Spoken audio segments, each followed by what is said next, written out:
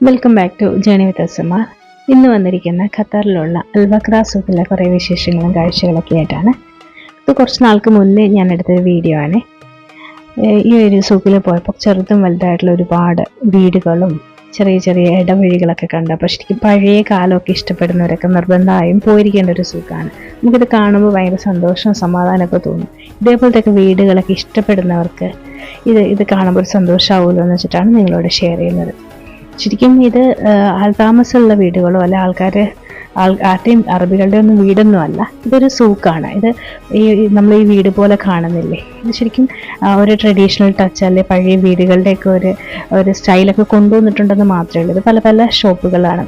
കാർപ്പറ്റിൻ്റെ shop, അതേപോലെ തന്നെ അതിൻ്റെ ഈ ഒരു വീടിൻ്റെ ഫ്രണ്ടിലായിട്ട് തന്നെ ഈ ഒരു ഗേറ്റിൻ്റെ ഫ്രണ്ടിലായിട്ട് തന്നെ എഴുതി വെച്ചിട്ടുണ്ടാവും എന്താണ് അതിൻ്റെ ഉള്ളിലെ കച്ചവടം എന്നുള്ളത്. പക്ഷെ ഞാൻ എടുത്തില്ല. അത് എടുക്കുമ്പോൾ ഒരു വീടിൻ്റെ ഒരു ലുക്ക് പോകുന്നു. അപ്പോൾ അത് ഒഴിവാക്കിയിട്ടാണ് ഞാൻ വീഡിയോ എടുത്തത്. അപ്പോൾ ഇത് ശരിക്കും വിദേശികളെ ആകർഷിക്കാനും പിന്നെ സൂക്കിൽ വരുന്നവർക്ക് ഹെയർ കട്ടിങ് സലൂൺ, അതേപോലെ തന്നെ കാർപ്പറ്റ് ഷോപ്പുകൾ, ബ്യൂട്ടി പാർലേഴ്സ്, അതേപോലെ തന്നെ അങ്ങനെ പല റെസ്റ്റോറൻറ്റുകൾ, അങ്ങനെ പലതും ഉണ്ട്. പല വീടുകളും ഇങ്ങനെയൊക്കെയുള്ളതാണ്. പിന്നെ ബേർഡ്സിൻ്റെയൊക്കെ ഷോപ്പുകൾ, അങ്ങനെ പലതും, പിന്നെ ഫിഷ് മാർക്കറ്റ്, അങ്ങനെ ഇങ്ങനെയൊക്കെയുള്ളത്. പക്ഷെ അതൊന്നും ഞാൻ ശ്രദ്ധിച്ചതേ ഇല്ല. ഞാൻ ഓരോ വീടുകളിലും കയറി. എനിക്ക് ഈ പഴയ കാലമൊക്കെ ഭയങ്കര ഇഷ്ടമാണ്. അല്ലെങ്കിൽ നാട്ടുംപുറം, പ്രകൃതി, കൃഷിയൊക്കെ ഇഷ്ടമുള്ള ഒരാളാണ്. അപ്പോൾ അതുകൊണ്ട് തന്നെ ഇതൊക്കെ എനിക്ക് ഭയങ്കര സന്തോഷവും. പോയ കാര്യമേ മറന്നു. ശരിക്കും ബീച്ചിലും കുറച്ച് ഫിഷൊക്കെ വാങ്ങാമെന്ന് വെച്ചിട്ടാണ് പോയത്. ബീച്ചിലൊക്കെ ജസ്റ്റ് കുറച്ച് നേരം ഇരുന്നിട്ട് പിന്നെ ഇതിൻ്റെയൊക്കെ പിന്നാലെ തന്നെയായിരുന്നു. അപ്പം മേലെ കയറി, അതായത് നിങ്ങൾ കണ്ടിട്ടുണ്ടാവുമല്ലോ, മേലെ കയറി പോയപ്പോൾ ശരിക്കും തമിഴ്നാടൊക്കെയാണ്. നമുക്ക് അവിടെ പോയി നിൽക്കുമ്പോൾ എനിക്ക് ഓർമ്മ വന്ന തമിഴ്നാട്ടിലാണ് ഈ അടുത്തടുത്ത് വീടുകളുള്ളത്. ഒരു വീടിൻ്റെ മേലിൽ നിന്ന് അടുത്ത വീടിൻ്റെ ടെറസിൻ്റെ ഉള്ള ആൾക്കാരോടൊക്കെ വർത്തമാനം പറയാൻ വെച്ചാൽ അത്രത്തോളം ക്ലോസ് ആയിട്ടാണ് അവിടെയൊക്കെ വീട്. ഇത് ചെറിയ ചെറിയ വഴികൾ കണ്ടോ. ഇവിടെയൊക്കെ ആരൊക്കെയോ സൈക്കിളിലൊക്കെ അങ്ങോട്ടും ഇങ്ങോട്ടൊക്കെ പോകുന്നുണ്ടോ, പല പല ഷോപ്പുകളിൽ പോകുന്നത്. ഇത് കാണുമ്പോൾ ശരിക്കും ആരൊക്കെയോ വീടുകൾ അതിൻ്റെ ഇടയ്ക്ക് ഒരു ഇടവഴി എന്നൊക്കെയല്ലേ തോന്നുക. ശരിക്കും എനിക്ക് ഇങ്ങനത്തെ ഒരു ലൈഫ് ഭയങ്കര ഇഷ്ടമാണ്. പക്ഷെ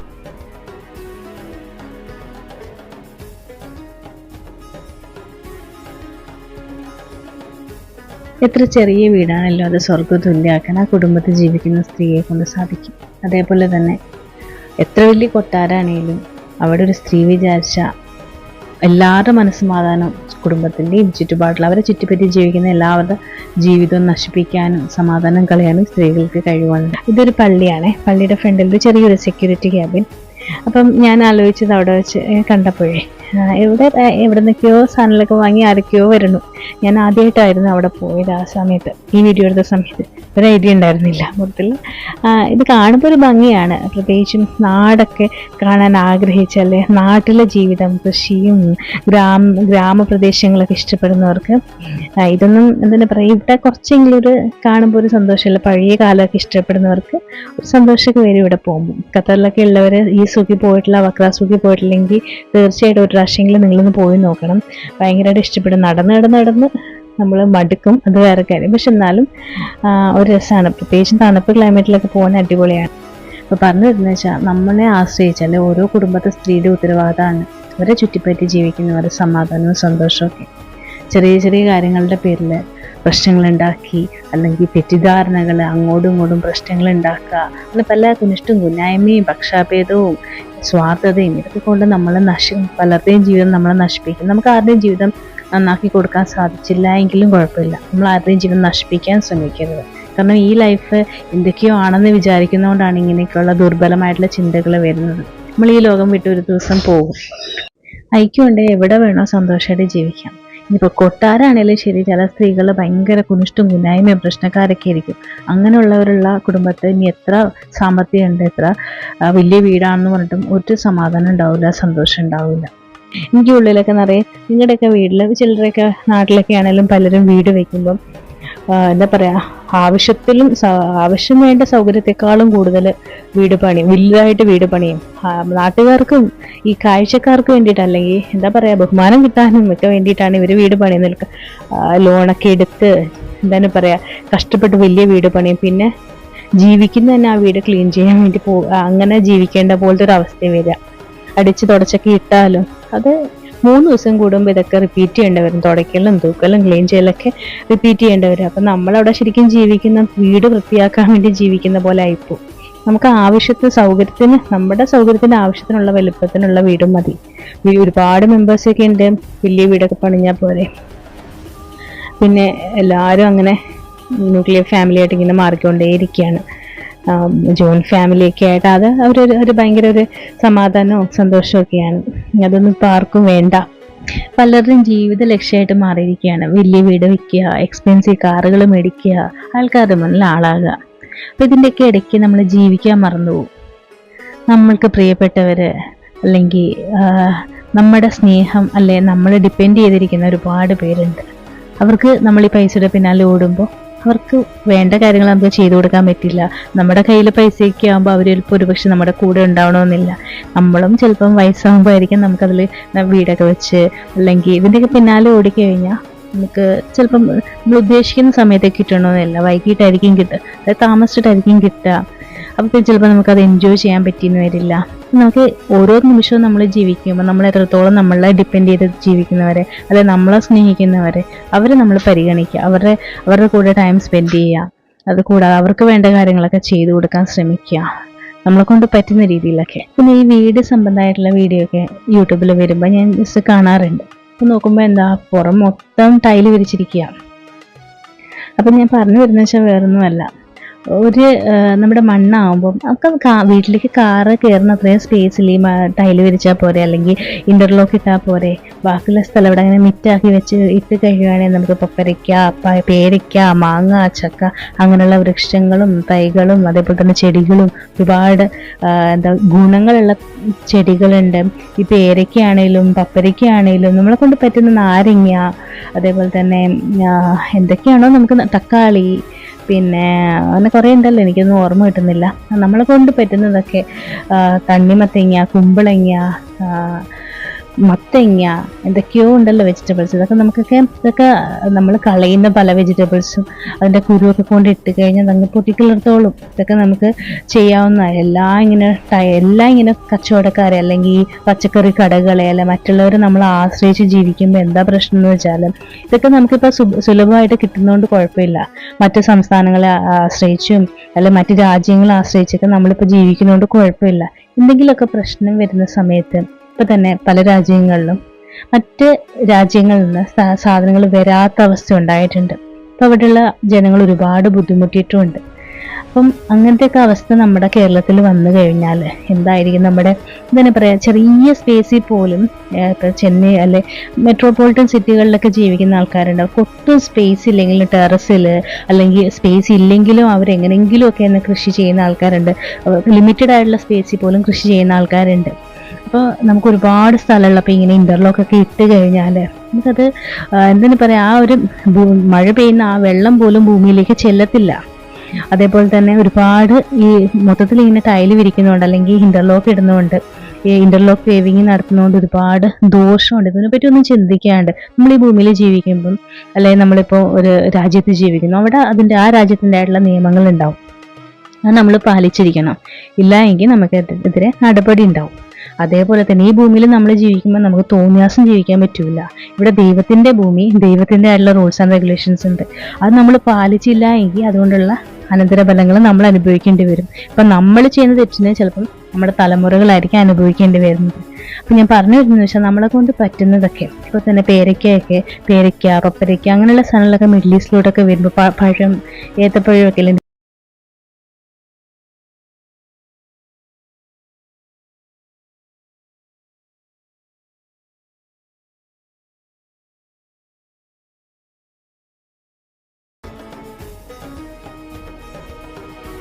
അപ്പം ഞാൻ പറഞ്ഞു വെച്ചാൽ ചില സാധനങ്ങൾ ഇപ്പം മറ്റ് രാജ്യങ്ങളിലേക്ക് വരുമ്പോൾ നല്ല പൈസ കൊടുത്ത് മേടിക്കുന്നുണ്ട് ആൾക്കാർ. ഞാൻ പറഞ്ഞു വെച്ചാൽ ഇതൊക്കെ നമ്മുടെ നാട്ടിൽ ഇപ്പം പപ്പരയ്ക്കൊക്കെ ആണല്ലോ, അതങ്ങ് കുരു കൊണ്ടങ്ങ് ഇട്ട് കഴിഞ്ഞാൽ അതങ്ങ് വളർന്നോളും. ചക്ക, മാങ്ങ പലതും നമ്മൾ മലിനമാക്കുന്നു. നമ്മുടെ ഭക്ഷ്യവസ്തുക്കൾ കഴിയുക, അതായത് പച്ചക്കറികളും പലവ്യഞ്ജനങ്ങളൊക്കെ പച്ചക്കറികളും ഫ്രൂട്ട്സും ഒക്കെ ഞാൻ വീഡിയോ പോകുന്നുണ്ട്, കുറച്ച് ഫാസ്റ്റാക്കി ഇപ്പോൾ തീരുന്നതാണ്. അപ്പം പലതും നമ്മൾ കഴുകിയ വെള്ളമൊക്കെ നമ്മൾ ഡ്രെയിനേജിലോട്ട് ഒഴിക്കുക ചെയ്യുക. അത് ഭൂമിയിലേക്ക് കൊടുക്കണ്ടേ ശരിക്കും പറഞ്ഞാൽ. എന്താ പറയുക, ഇപ്പം കഞ്ഞിവെള്ളം ആണെങ്കിലും ഒക്കെ ഡൈലൂട്ട് ചെയ്തിട്ട് ബാക്കിയൊക്കെ ഒരു പാത്രത്തിലോട്ട് ഒഴിച്ച് വയ്ക്കുക. ബാക്കി പച്ചക്കറിയൊക്കെ കഴുകിയതിൻ്റെ വെള്ളം അതിലോട്ട് ഒഴിക്കുക. അതേപോലെ തന്നെ ഇതൊക്കെ ഒഴിച്ചു കഴിഞ്ഞാൽ ചെടിയുടെ ഏതെങ്കിലുമൊക്കെ ചെടിയുടെയോ വൃക്ഷത്തിൻ്റെയോ മരത്തിൻ്റെയോ ഒക്കെ ചോട്ടിലോട്ട് ഒഴിച്ചു കഴിഞ്ഞാൽ അതിനുള്ള ജലമായി. അതിലൊക്കെ ഉപരി ആ ജലം ദൈവത്തിൻ്റെ ഫിൽട്ടർ സിസ്റ്റത്തിലൂടെ അത് ഭൂമിക്കടിയിലേക്ക് പോകുന്നുണ്ട്. അത് നമ്മൾക്ക് തന്നെ ഉപയോഗിക്കാൻ പറ്റുന്ന രീതിയിൽ ദൈവം നല്ല രീതിയിൽ നല്ല ഫിൽറ്ററിങ്ങിലൂടെ അപ്പം വീഡിയോ തീർന്നപ്പോൾ ഇതിനെ റിപ്പീറ്റ് അടിക്കുകയാണ്. അപ്പം നല്ല ഫിൽറ്ററിങ്ങിലൂടെ നമ്മളിലേക്ക് തന്നെ നമ്മുടെ കിണറുകൾ, കുളങ്ങൾ, പുഴകൾ അതിലോട്ടൊക്കെ തന്നെ ഈ വെള്ളം തിരിച്ചെത്തുന്നുണ്ട്. അപ്പോൾ എന്താണ് പറയുക, ഞാൻ പറഞ്ഞു വരുന്നത് വെച്ചാൽ വേറൊന്നുമല്ല, നമ്മൾ ഡ്രെയിനേജിലേക്ക് പോകുന്ന, അതായത് എല്ലാം ഡ്രെയിനേജിലേക്ക് കണക്ഷൻ കൊടുക്കുമ്പോൾ ആ വെള്ളം മലിനമാകുകയാണ്. എന്താണ് പറയുക, നമ്മൾ ചെടികൾക്ക് വളമില്ല, നമ്മുടെ വെജിറ്റബിൾസൊക്കെ അതൊക്കെ കൊണ്ടുപോയി ഒരു ചെറിയ ഒരു കുഴി കുത്തി അതിലോട്ട് പച്ചക്കറികളുടെ വേസ്റ്റൊക്കെ ഇട്ട് ഒരു 2 ആഴ്ചത്തേക്ക് ഒരു കുഴി, അത് കഴിയുമ്പോൾ മണ്ണിട്ട് മൂടിക്കഴിഞ്ഞാൽ നല്ലൊരു നാച്ചുറൽ വളമായി മാറും. അതിലോട്ട് കുറച്ച് മണ്ണൊക്കെ ഇട്ടൊന്ന് നല്ല ഡ്രൈ ഫോം ആകുമ്പോഴത്തേക്കും പിന്നെ ഏതെങ്കിലുമൊക്കെ ഒരു ചെടി നടുക. ചെടി ഞാൻ ഉദ്ദേശിച്ചത് ഏതെങ്കിലും ഒരു തൈയോ എന്തെങ്കിലുമൊക്കെ നടുക. എന്താണോ നിങ്ങളുടെ ഇഷ്ടം അതനുസരിച്ച് നടുക. ഇപ്പം നമ്മൾ ദൈവത്തിൻ്റെ പല ദാനങ്ങളും കാരുണ്യവും ഒക്കെ നമ്മളങ്ങ് ദുരുപയോഗം ചെയ്യുകയാണ്. എന്നിട്ട് നമ്മൾ തന്നെ കിടന്ന് വിഷമിക്കും. നമ്മൾ പലതിൻ്റെയും പിന്നാലെ ഓടി നമുക്ക് സമാധാനമായിട്ട് ജീവിക്കാൻ വേണ്ടി പലതിൻ്റെയും പിന്നാലെ ഓടി സമാധാനം നമ്മൾ തേടും. പക്ഷെ നമുക്ക് കിട്ടത്തില്ല. കാരണം നമ്മൾ തന്നെ അത് നശിപ്പിച്ചിട്ടുണ്ടാവും. ചിലപ്പോൾ നമ്മൾ എങ്ങനെയെങ്കിലുമൊക്കെ തട്ടിമുട്ടി അല്ലെ നല്ല രീതിയിലൊക്കെ ജീവിക്കുന്നുണ്ടാവും. ഈ സൗകര്യം തന്നെ നമ്മുടെ തലമുറകൾക്കും ഉണ്ടാകുമെന്ന് നമ്മൾ തെറ്റിദ്ധരിക്കും. അത് നമ്മുടെ പ്രവൃത്തിനെ അടിസ്ഥാനപ്പെടുത്തിയിട്ടിരിക്കും അവരുടെ സമാധാനപരമായ ജീവിതം. അതുപോലെ തന്നെ നമ്മൾ ചെയ്യുന്ന പ്രവൃത്തിയുടെ അനന്തരഫലം അനുഭവിക്കേണ്ടി വരുന്നത് നമ്മുടെ തലമുറയാണ്. അതിനെപ്പറ്റി ചിന്തിക്കാതെ നമ്മൾ ഓരോ വിവരക്കേടും അവരും ഇവരൊക്കെ കാണിക്കുന്ന കണ്ടാൽ നമ്മൾ സ്വാധീനം ചെലുത്തുന്ന പലതും ഉണ്ട്. അതിൻ്റെയൊക്കെ സ്വാധീനത്തിൽ നമ്മൾ പലതും ചെയ്യും. അപ്പോൾ ഇതൊന്നും വരും വരായികളൊക്കെ ചിന്തിക്കാണ്ട് പലതും ചെയ്തു കഴിഞ്ഞാൽ അതിൻ്റെയൊക്കെ അനന്തരഫലങ്ങൾ നമ്മുടെ തലമുറകൾ അനുഭവിക്കേണ്ടി വരും. അപ്പോൾ പറഞ്ഞെന്ന് വെച്ചാൽ വേറൊന്നുമല്ല, നമ്മുടെ പച്ചക്കറികളുടെയൊക്കെ വേസ്റ്റ് അതായത് മണ്ണിലേക്ക് തന്നെ കൊടുക്കുക. അതായത് തൊലികൾ, ഇപ്പോൾ വെജിറ്റബിൾസിൻ്റെ ഒക്കെ തൊലികൾ, കുറച്ച് ഭാഗങ്ങളൊക്കെ വേണ്ടാത്തത്, അതേപോലെ തന്നെ അരിയൊക്കെ വടിച്ചു കഴിഞ്ഞാൽ കഞ്ഞിവെള്ളം, ഇതൊക്കെ നമ്മുടെ മണ്ണിലേക്ക് തന്നെ കൊടുക്കുക. ഇട്ട് കഴിഞ്ഞാൽ നല്ലൊരു വളമായി മാറും. അത് ഭൂമിക്ക് വളം വേണം. അതേപോലെ തന്നെ ചെറിയൊരു കുഴി കുത്തി അതിലോട്ട് ഇട്ട് കഴിഞ്ഞാൽ അത് എന്താണ് പറയുക, വേരുകൾ അവിടെ ഇവിടെയൊക്കെ വെള്ളവും തേടിപ്പോവും, വളവും തേടിപ്പോവും. അതിനറിയാം ഭൂമിയുടെ അല്ല മണ്ണിൻ്റെതായിട്ടുള്ള അതിൻ്റെ അന്നം അല്ലെ അതിനെ നിലനിൽക്കാനുള്ള അല്ലെ വൃക്ഷങ്ങൾക്ക് നിലനിൽക്കാനുള്ള അതിൻ്റെ പോഷകങ്ങളും ജലവും ഒക്കെ തേടാനൊക്കെ മണ്ണിനറിയാം. അല്ലെ വേരുകൾക്ക് മണ്ണിന് നൽകാനും അറിയാം, വേരുകൾക്ക് തേടിപ്പോവാനും അറിയാം. അപ്പം നമ്മൾ ചെയ്യേണ്ടത് മണ്ണിലേക്ക് ഈ ഭക്ഷ്യവസ്തുക്കൾ, വിഷമില്ലാത്ത ഭക്ഷ്യവസ്തുക്കൾ നമ്മൾ അല്ലാണ്ട് നല്ല ഇപ്പം വെജിറ്റബിൾസ് ഒക്കെ കഴിക്കേണ്ട ഒക്കെ വെള്ളമൊക്കെ ഈ ഡ്രെയിനേജിലേക്ക് കൊടുക്കുന്നതിന് പകരം ഒരു ബക്കറ്റിലേക്ക് മാറ്റി ഒഴിച്ച് അതൊക്കെ നമ്മുടെ മണ്ണിലേക്ക് കൊടുക്കുക. അത് കൂടാതെ ചെടികളുടെയൊക്കെ ചുവട്ടിലോട്ട് കൊടുക്കുക, മരങ്ങളുടെയൊക്കെ ചോട്ടിൽ കൊടുക്കുക. എല്ലാം ഇങ്ങനെ ഡ്രെയിനേജിൽ കൊടുത്ത് അശുദ്ധമാക്കരുത് വെള്ളം. കാരണം നമ്മുടെ ദൈവം തന്നെ നാച്ചുറലി നല്ല രീതിയിൽ ഫിൽറ്റർ ചെയ്യാനുള്ള നമ്മുടെ ഭൂമിയിലേക്ക് ചെല്ലുന്ന മഴവെള്ളം അല്ലാണ്ട് നമ്മൾ ഉപയോഗിച്ചിട്ട് മാലിന്യമായിട്ടുള്ള അല്ലെ ഉപയോഗിച്ചിപ്പോൾ വെജിറ്റബിൾസിൻ്റെയും വീട്ടിലെ കാര്യങ്ങളുടെയൊക്കെ വെള്ളം നമ്മൾ മലിനമായിട്ടുള്ളത് അതൊക്കെ കഴുകിയിട്ടൊക്കെ ഉള്ള വെള്ളം അതൊക്കെ നാച്ചുറലി ദൈവത്തിൻ്റെ പ്രോസസ്സിലൂടെ അല്ലെ ദൈവം തന്നെ നല്ലൊരു ഫിൽട്ടർ സിസ്റ്റം ഉണ്ടാക്കിയിട്ട് അതിലൂടെ ഭൂമിൻ്റെ അടിയിലോട്ട് ചെല്ലുന്നുണ്ട്. അത് തന്നെ നമ്മൾക്ക് നല്ല രീതിയിൽ ഫിൽട്ടർ ചെയ്ത് അത് നമുക്ക് ശുദ്ധജലമായി ദൈവം തന്നെ പറയാം എല്ലാ മാലിന്യവും മാറി ശുദ്ധജലമായ ദൈവത്തിന്റെ ഫിൽട്ടർ സിസ്റ്റത്തിലൂടെ നമ്മളിലേക്ക് തന്നെ തിരിച്ചെത്തുന്നുണ്ട്. കുളം, കിണർ, പുഴ, അങ്ങനെ പല സോഴ്സുകളിലൂടെ നമ്മളിലേക്ക് തന്നെ നാച്ചുറലി നല്ല വെള്ളം ദൈവത്തിന്റെ സിസ്റ്റത്തിലൂടെ. അപ്പോൾ നമ്മൾ കഴിവിന്റെ പരമാവധി ഇപ്പൊ നമ്മളിപ്പോൾ ഡ്രെയിനേജ് വെള്ളമാണേലും എന്താണേലും ശരി, ഭൂമിയിലേക്ക് എന്ത് വെള്ളം വന്നാലും അത് നാച്ചുറലി ദൈവത്തിന്റെ പ്രോസസ്സ്, ദൈവത്തിന്റെ ആ ഒരു ഫിൽട്ടർ സിസ്റ്റത്തിലൂടെ ശുദ്ധജലമായി വരുന്നുണ്ട്. അപ്പം കഴിവിൻ്റെ പരമാവധി ഡ്രെയിനേജിലേക്ക് കൊടുക്കാതിരിക്കുക. ഇങ്ങനെയൊക്കെയുള്ള ശുദ്ധജലങ്ങൾ, ഇപ്പോൾ പച്ചക്കറി കഴുകിയതിൻ്റെ, ഇപ്പം ഭക്ഷ്യവസ്തുക്കൾ, ഇപ്പോൾ കഞ്ഞിവെള്ളം, അങ്ങനെയൊക്കെയുള്ള നമുക്ക് അറിയാതെ നല്ല നല്ല വെള്ളങ്ങളൊക്കെ നമ്മൾ ചെടിയുടെ ചുവട്ടിൽ തന്നെ കൊടുക്കുക. ഒരു കാര്യം കൂടെ ഇത് എന്തുകൊണ്ട് പറയുന്നു എന്ന് വെച്ചാൽ നമുക്കിപ്പം 3ാമത്തെ പ്രാവശ്യമാണ് വീഡിയോ റിപ്പീറ്റ് ചെയ്യുന്നത്. ഇങ്ങനെ ഒരുപാട് ലെങ്ത് ആയി ഇപ്പം നിർത്താണ്. വേറെ നല്ല അമേരിക്ക രാജ്യം പറയുന്നില്ല, പല രാജ്യങ്ങളിലും ഡ്രെയിനേജ് വെള്ളം, ഈ സീവേജ് വാട്ടറൊക്കെ ഇല്ലേ, സീവേജ് വാട്ടർ കളക്ട് ചെയ്ത് അത് ദൈവത്തിൻ്റെ താമ്പ ശുദ്ധമാണ്, ദൈവം നാച്ചുറലി നല്ല രീതിയിൽ എന്താ പറയുക അത് ഫിൽറ്റർ ചെയ്ത് നമ്മളുടെ കിണറും കുളത്തിലോട്ടൊക്കെ എത്തി നമ്മളത് നല്ല രീതിയിൽ കിട്ടുന്നുണ്ട് നമുക്ക്. പക്ഷെ അപ്പം ഞാൻ പറഞ്ഞതെന്ന് വെച്ചാൽ ചില രാജ്യങ്ങൾ അതായത് ഈ സീവേജ് വാട്ടർ, ഡ്രെയിനേജ് വാട്ടർ, എന്താ പറയുക ക്ലോസറ്റ് എന്നൊക്കെയുള്ള കംപ്ലീറ്റ് ടോയ്ലറ്റിൻ്റെ വെള്ളം മൊത്തത്തിൽ ഓരോ വീടുകളുടെയും വേസ്റ്റ് വാട്ടർ എന്താ പറയുക പല പ്രോസസ്സിങ്ങിലൂടെ ശുദ്ധീകരിച്ച് മിനറൽ വാട്ടറായിട്ടും ഡ്രിങ്കിങ് വാട്ടറൊക്കെ ആയിട്ടും അതേപോലെ തന്നെ അല്ലാതെ യൂസ് ചെയ്യുന്ന വാട്ടറൊക്കെ ആയിട്ട്, അതായത് വാട്ടർ നിങ്ങൾ യൂട്യൂബിൽ നോക്കിക്കഴിഞ്ഞാൽ മനസ്സിലാവും കേട്ടോ. അതായത് റിവേഴ്സ് വാട്ടർ ഓസ്മോസിസ് പ്രോസസ്സ്, കറക്റ്റായിട്ട് എനിക്ക് ഓർമ്മ കിട്ടുന്നില്ല. അങ്ങനെ ഒരു പ്രോസസ്സിലൂടെ ശുദ്ധജലാക്കി കൊണ്ടുവരണം. അതിലൊക്കെ എത്രത്തോളം അതൊക്കെ നല്ലതാണെന്ന് എനിക്കറിയത്തില്ല, അത് വേറെ കാര്യം. അങ്ങനെ അതായത് വെള്ളത്തിൻ്റെ ഷോർട്ടേജ് കാരണമാണ് അങ്ങനെ ഉണ്ടാവുന്നത്. അപ്പം ഡ്രെയിനേജ് വാട്ടർ അല്ലെങ്കിൽ യൂസ്ഡ് വാട്ടർ അല്ലെങ്കിൽ എന്താ പറയുക സീവേജ് വാട്ടറൊക്കെ എന്താ ഇങ്ങനെയുള്ള പ്രോസസ്സിലൂടെയൊക്കെ കുടിവെള്ളമായിട്ടും അല്ലെങ്കിൽ ദിവസേന വേറെ രീതിയിൽ ഉപയോഗിക്കേണ്ട വെള്ളത്തിനൊക്കെ ആയിട്ട് തിരിച്ചു വരികയെന്ന് വെച്ചാൽ എന്താണ് പറയുക. അപ്പം അമ്മാതിരി നമ്മൾ ജലം റെൻറ്റ് കൊടുക്കുന്നതല്ലേ, അല്ലെങ്കിൽ നമ്മൾ വെള്ളത്തിനും കൂടെ ചേർത്തിട്ടല്ലേ കൊടുക്കുന്നത് വെച്ചാൽ വെള്ളമൊക്കെ ദുരുപയോഗം ചെയ്യാറുണ്ട്. വെള്ളം അതൊന്നും എന്താ പറയുക നമ്മൾ ദുരുപയോഗം ചെയ്യുക അല്ലെങ്കിൽ എന്താ പറയുക അതൊന്നും നമ്മൾ മലിനമാക്കരുത്, അല്ലെങ്കിൽ അത് നമ്മൾ വേസ്റ്റ് ആക്കരുത്. വെള്ളമൊന്നും ഒരിക്കലും അത് അങ്ങേയറ്റം പാപമായിട്ടുള്ളൊരു കാര്യമാണ്. കാരണം എന്താണ് പറയുക, നമ്മൾ പലതും നമ്മൾ സംരക്ഷിക്കേണ്ട നമ്മുടെ ഉത്തരവാദിത്തമാണ്. നമുക്ക് ഇപ്പം നമ്മളിപ്പോൾ ഈ ഭൂമിയിൽ കഴിക്കുന്നതിനും അതേപോലെ തന്നെ ഈ ഭൂമിയിൽ നമ്മളെന്ത് ചെയ്യുന്നോ അതിനൊക്കെ ദൈവത്തിൻ്റെ കൈകളിൽ കണക്കുണ്ട്. നമ്മളത് മലിനാക്കുക അല്ലെങ്കിൽ നമ്മളത് ദുരുപയോഗം ചെയ്ത് കഴിഞ്ഞാൽ അതിൻ്റെയൊക്കെ കാരണം ഇപ്പം വേറെ എന്തില്ലെങ്കിലും നമുക്ക് ജീവിക്കാം, കുറേയൊക്കെ അറ്റ്ലീസ്റ്റ് ഒരു 2-3 ദിവസമൊക്കെ ഭക്ഷണം ഇല്ലെങ്കിൽ എങ്ങനെയൊക്കെ സർവൈവ് ചെയ്യാം. പക്ഷേ വെള്ളം ഇല്ലെങ്കിലുള്ള അവസ്ഥ ഒന്ന് ആലോചിച്ച് നോക്കി. അങ്ങനെ വെള്ളം ഇല്ലാണ്ട് ബുദ്ധിമുട്ടുന്ന പല ആൾക്കാരും ഉണ്ട് ലോകത്തിൻ്റെ പല കോണുകളിലും. അതേപോലെ വെള്ളത്തിന് ഷോർട്ടേജ് ഉള്ള രാജ്യങ്ങളും ഉണ്ട്. അപ്പം ഇങ്ങനെയൊക്കെയുള്ള പ്രോസസ്സിലോട്ട് പോകും. അപ്പം നമ്മൾ കഴിവിൻ്റെ പരമാവധി ഈ മഴവെള്ളമൊക്കെ ഭൂമിയിലേക്ക് തന്നെ കൊടുക്കാൻ, ഭൂമിയിലേക്ക് കിട്ടുന്ന തരത്തിൽ നമ്മളെ കൊണ്ട് പറ്റുന്ന കാര്യങ്ങൾ ഈ ഇൻ്റർലോക്കൊക്കെ കഴിവിൻ്റെ പരമാവധി ഒഴിവാക്കാം. നമ്മുടെ സൗകര്യം മാത്രം നോക്കിയാൽ പോരാ. അതുകൂടാതെ ഈ വെള്ളപ്പൊക്കമൊക്കെ വരുന്നതിനൊക്കെ ഈ ഇൻ്റർലോക്ക് എന്താ പറയുക ഭൂമിയിലേക്ക് പോകേണ്ടത് പല ഡ്രെയിനേജിലേക്കായിരിക്കും. നമ്മൾ ഈ ഇൻ്റർലോക്ക് ഇടുമ്പോൾ റോഡിലൂടെ ഏതെങ്കിലും ഡ്രെയിനേജിലേക്ക് പോകും. അപ്പോൾ എന്താ പറയുക ഭൂമിക്കുള്ളിലേക്ക് ചെല്ലേണ്ട വെള്ളമാണ് ഡ്രെയിനേജിലേക്ക് നമ്മൾ കളയണത്. ഇതൊക്കെ മഹാപാപമാണ്. അതിലൊക്കെ ഉപരി നമ്മുടെ വീടിൻ്റെ കോമ്പൗണ്ടിൻ്റെ ഉള്ളിൽ നമുക്ക് ഒരുപാട് കൃഷി ചെയ്യാനുള്ള മണ്ണാണ്. നമ്മൾ എന്തിട്ടാലും ഇപ്പോൾ ഒരു ഔട്ട്ഡോർ നമ്മൾ ഇൻ്റർലോക്ക് ഇട്ടിട്ടുണ്ട്, അവിടെ ഏതെങ്കിലുമൊക്കെ പട്ടിയോ പൂച്ചയൊക്കെ അതിൻ്റെ മാലിന്യം അവിടെ ആക്കുവാണെങ്കിൽ നമ്മളത് ക്ലീൻ ചെയ്യേണ്ടി വരും. പക്ഷെ മണ്ണിലാണെങ്കിൽ അത് നാച്ചുറൽ പ്രോസസ്സിലൂടെ അതങ്ങ് നമ്മളാരും പട്ടിയൊക്കെ എന്തെങ്കിലുമൊക്കെ അപ്പിട്ടൊന്നും ആരും നമ്മൾ വാരി കളയാനൊന്നും പോകുന്നില്ലല്ലോ, അതൊക്കെ മണ്ണിലല്ലേ കിടക്കുന്നത്, അതങ്ങനെ ആയിക്കോളും. പക്ഷെ നമ്മൾ നമ്മുടെ ഇൻ്റർലോക്ക് ഇട്ട സ്ഥലത്താണ് നമ്മളവിടുന്ന് ക്ലീൻ ചെയ്യണം. അപ്പം ദൈവം അത്രത്തോളം പരിശുദ്ധമായിട്ടാണ് നമ്മുടെ മണ്ണ്. അതെന്താ പറയുക, ഇവിടെ ഒരേ മണ്ണിൽ ദൈവത്തിൻ്റെ കാരുണ്യം എന്ന് പറഞ്ഞാൽ ഒരേ മണ്ണിൽ നിന്ന് വ്യത്യസ്ത തരത്തിലുള്ള ഭക്ഷ്യവസ്തുക്കൾ നമുക്കിപ്പോൾ ഏത് വിത്താണ് വിടുന്നത് അതനുസരിച്ചുള്ള ഭക്ഷ്യവസ്തുക്കൾ നമുക്ക് കിട്ടും. ചെടികൾ അല്ലെ അതിൽ നിന്നുള്ള ഫലങ്ങൾ നമുക്ക് കിട്ടുന്നുണ്ട്. ഇത് പറഞ്ഞപ്പോഴാണ് വേറൊരു കാര്യം ഞാൻ ഓർത്തത്. അതിനെപ്പറ്റി പിന്നീട് എപ്പോഴെങ്കിലും വീഡിയോ ചെയ്യാം. ഖുർആനിലൊരു വചനമുണ്ട്, അതായത് കൃഷിയുടെ ആയിട്ട് ബന്ധപ്പെട്ട് അതിന് ഒരുപാട് പലരും ഭയങ്കര ദുർവ്യാഖ്യാനിച്ചിട്ടുണ്ട്. അതിൻ്റെ യഥാർത്ഥ വ്യാഖ്യാനം എന്താണെന്ന് അറിയാത്തത് കൊണ്ടാണ്. അതറിയണമെങ്കിൽ എന്താണ് കൃഷിക്കാരൻ എന്നറിയണം. അല്ലെങ്കിൽ അതിനെ ഉദാഹരണം വെച്ചിട്ട് എനിക്കത് പറഞ്ഞു തരാൻ പറ്റുള്ളൂ.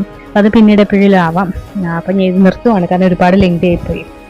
വെച്ചാൽ നമ്മൾ ജീവിക്കുന്ന ഓരോ നിമിഷവും നമുക്കത് അത്രത്തോളം ദൈവത്തിൻ്റെ അനുഗ്രഹമാണ്. അത് കൂടാതെ നമ്മൾ കുറേ നാൾ കഴിയുമ്പോൾ ആലോചിക്കുമോ, നമ്മൾ ചിലപ്പം കഷ്ടപ്പാടും വിഷമവും പൈസയുടെ പ്രശ്നങ്ങളുണ്ടാവും. ചിലപ്പോൾ നമ്മുടെ മനസ്സിൽ പൈസയ്ക്ക് വേണ്ടിയിട്ടുള്ള ഓട്ടങ്ങളും അതേപോലെ തന്നെ പല പല ലക്ഷ്യങ്ങളും അതിൻ്റെ പിന്നാലെ ഓട്ടങ്ങളൊക്കെ ആയിരിക്കും.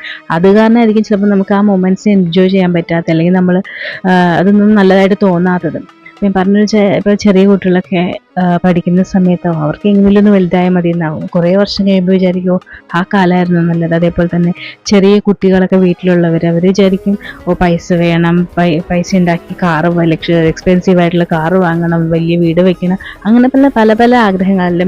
മക്കളുടെ നല്ല ജീവിതം, കല്യാണത്തിന് നല്ല സ്ത്രീധനം ഉണ്ടാക്കണം, അങ്ങനെ പലതിൻ്റെയും പിന്നാലെ ഓടും. പക്ഷേ എന്താണ് പറയുക, ഒരുപാട് നല്ല മൊമെൻറ്റ്സ് ആയിരിക്കും നമ്മളിങ്ങനെ നമ്മുടെ ആഗ്രഹങ്ങളുടെ പിന്നാലെ നമ്മൾ ഓടിയിട്ട് നമ്മൾ നഷ്ടപ്പെടുത്തുക. ഓരോ നിമിഷവും നമുക്ക് ദൈവം അനുഗ്രഹിച്ച് തരുന്ന സമയം നമ്മൾ നമ്മുടെ പ്രിയപ്പെട്ടവർക്ക് നമ്മളെ കൊണ്ടൊരു ബുദ്ധിമുട്ടുണ്ടാവാത്ത തരത്തിൽ അവർക്ക് നമ്മളെ കൊണ്ട് പറ്റുന്ന സപ്പോർട്ടൊക്കെ ചെയ്യുക, എന്താണ് പറയുക, തൃപ്തിയോടുകൂടി ജീവിക്കുക. ബാക്കിയൊക്കെ ദൈവം നമുക്ക് കൊണ്ടുത്തരും. ഒരുപാട് ആഗ്രഹങ്ങൾ വരുമ്പോഴാണ് നമുക്കൊരു സംതൃപ്തി ഇല്ലായ്മ വരിക. അങ്ങനെ ഒരുപാട് ഈ ഭൂമിയിൽ നമ്മൾ എന്തൊക്കെയോ നേടുന്ന പോലെയൊക്കെ ജസ്റ്റ് തോന്നുക മാത്രമല്ല, നമ്മൾ എന്തൊക്കെയോ എന്താണ് വലിയ വീടാണെങ്കിലും എക്സ്പെൻസീവ് കാറുകളാണെങ്കിലും എന്തൊക്കെയോ നേടിയതായിട്ടൊക്കെ നമുക്ക് തോന്നും. പക്ഷേ ഇതൊന്നും നമുക്ക് ശാശ്വതമല്ല, വെറുതെ എന്തൊക്കെയോ തോന്നലുകളാണ്. എന്ന് വെച്ച് കഷ്ടപ്പെടേണ്ട, നല്ല രീതിയിൽ ജീവിക്കാൻ ആഗ്രഹിക്കേണ്ട എന്നല്ല, എല്ലാത്തിനും ഒരു പരിധി വേണം. നമ്മളൊരുപാട് സ്വാർത്ഥമായി നമ്മുടെ പ്രവൃത്തി കൊണ്ട് മറ്റാരും വേദനിക്കുന്നില്ല എന്നുള്ളത് ഉറപ്പുവരുത്തുക. അതേപോലെ തന്നെ